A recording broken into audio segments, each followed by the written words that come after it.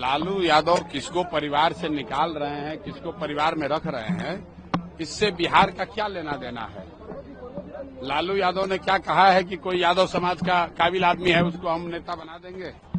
लालू यादव तो आज भी यही चाहते हैं कि तेजस्वी यादव ही बिहार के नेता बने। हम लोग तो जनसुराज में हमने ओपन कहा है कि राजद की ओर से लालू जी ये कह दें कि अगर वो जात की बात करते हैं, छोड़िए पूरा बिहार का बात, अगर उनको यादवों की चिंता है तो यादव समाज से किसी आदमी को मुख्यमंत्री का चेहरा घोषित कर दे, जनसुराज उनके समर्थन में खड़ा हो जाएगा। खड़ा होकर दिखाइए।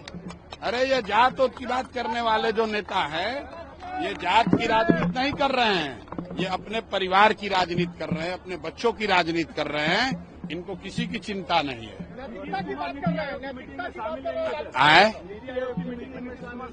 नीतीश कुमार नीति आयोग के मीटिंग में इसलिए नहीं शामिल हुए कि जो बात हम लोग पिछले 2-3 महीने से बता रहे हैं कि शारीरिक और मानसिक तौर पर नीतीश कुमार स्वस्थ नहीं है। नीति आयोग के मीटिंग में जाते तो 4 आदमी देख लेता कि भाई इनका हालत है खराब, तो इसीलिए उनको ढांक तोप के उनके अफसर और 4 चाटुकार मंत्री उनको यहाँ पर रखे हैं, सुरक्षा के घेरे में रखे हुए हैं। नीति आयोग के बैठक में जाते तो वहाँ अन्य मुख्यमंत्रियों से मिलना पड़ता, कुछ बोलना पड़ता, देश की मीडिया देखती, वहाँ कैसे आप छुपते। इसीलिए डर के मारे नहीं गए और आज गए हैं।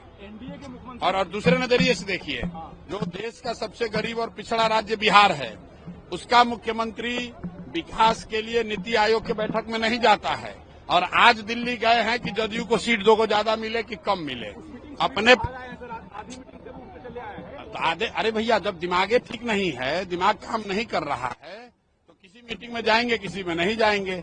लेकिन जो समझने वाली बात है कि नीति आयोग बिहार के विकास के मुद्दे के लिए बैठक थी, देश भर के मुख्यमंत्री जमा हुए थे, तो वहां पर न जाना चाहिए। प्राइवेट मीटिंग में आप जाइए चाहे न जाइए, उसका क्या फायदा। आपको लगता है इसके बाद भी बीजेपी उनको चेहरा मानने की? बीजेपी उनको चेहरा बनाकर चुनाव तक रखना ही रखना है बीजेपी को, क्योंकि जानता है कि न रखेंगे तो भाग के उधर चले जाएंगे। और 12 सांसदों का समर्थन भी दिल्ली में है।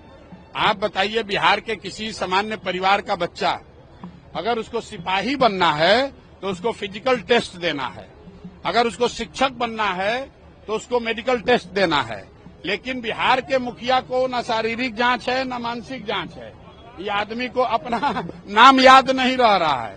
किसी महिला को स्टेज पर पकड़ लिया, किसी राष्ट्रीय गान हो रहा है उसमें थप्पड़ी बजाने लगा, किसी आदमी को मान लीजिए कि उसका शोक में गए हैं, वहां पर गाना गा रहे हैं। और ऐसे व्यक्ति को बीजेपी ने थोप रखा है बिहार पर, सिर्फ इसलिए कि 12 सांसदों का समर्थन दिल्ली में मिलता रहे।